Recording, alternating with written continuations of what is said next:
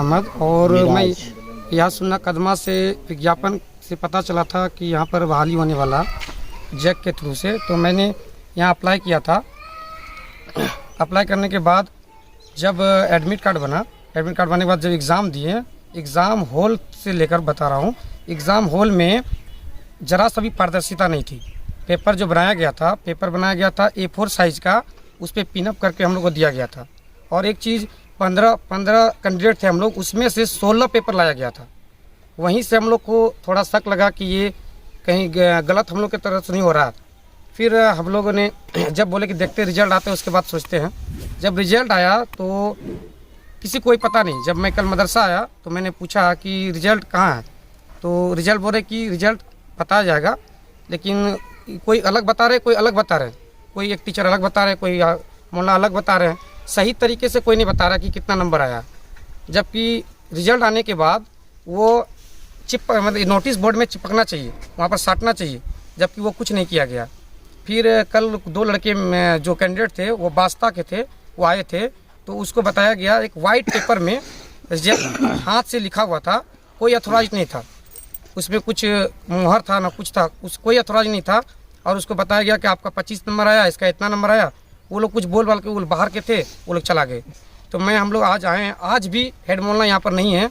और जैसे ही आया सब स्टाफ गेट बंद करके सब निकलने लगे। हम लोग बोले कि हम लोग थोड़ा रिजल्ट देखना है, तो वो लोग बोला कि अभी तो हेड मौलाना नहीं है, अभी छुट्टी हो गया। तो मैं ये कहना चाह रहा हूँ कि ये कोई पारदर्शिता की तरफ एग्ज़ाम नहीं लिया गया है। टोटल जो पहले से यहाँ कार्यरत है टीचर, पहले से उसी को सिलेक्शन मिली भगत के थ्रू से सिलेक्शन किया गया है। और एक चीज़ मैं कहना चाह रहा हूँ कि इसमें जो पहले एक उसके दादाजी थे, उसके फिर 2 बेटे अभी उस पर जॉब कर रहे हैं, फिर उसके बाद उसके बेटे का भी सिलेक्शन हो गया है। इससे ये पता चलता है कि यहाँ टोटल मिली भगत से हुआ, सिर्फ एग्ज़ाम खानापूर्ति के लिए लिया गया है। तो मैं ये कहना चाह रहा हूँ कि ये जब, और एक चीज़, जब पेपर दिया गया, पेपर देने के बाद तो वो पिनअप करके दे दिया गया, जबकि ऊपर में नीचे का पेपर से कोई रिलेटेड नहीं था। ऊपर का पेपर से मोहर मार रहे थे और नीचे का पेपर हम पिनअप है A4 साइज हटा के हम उस पर दूसरा पेपर डाल देंगे, वो तो मेरा पेपर, वो तो फिर दूसरा कुछ भी कर सकता है। इसलिए कोई पारदर्शिता एग्ज़ाम में नहीं हुई है। इसलिए मैं ये कहना चाहता हूँ कि इस एग्ज़ाम को रद्द कर फिर से पारदर्शिता के साथ एग्ज़ाम को लिया जाए। मैं DLED किया हूँ, सबका नाम तो लिखे, प्राइमरी टीचर से सिस्टेड क्वालिफाइड हूँ। मैंने अहिया मदरसा अहिया सुन्ना से विज्ञापन निकला था, मैंने वो फॉर्म भरा था। वो फॉर्म भरने के बाद मैंने एग्ज़ाम दिया। एग्ज़ाम जो मैंने दिया सर, तो उस एग्ज़ाम पे ऑब्जेक्टिव क्वेश्चन था, ठीक है।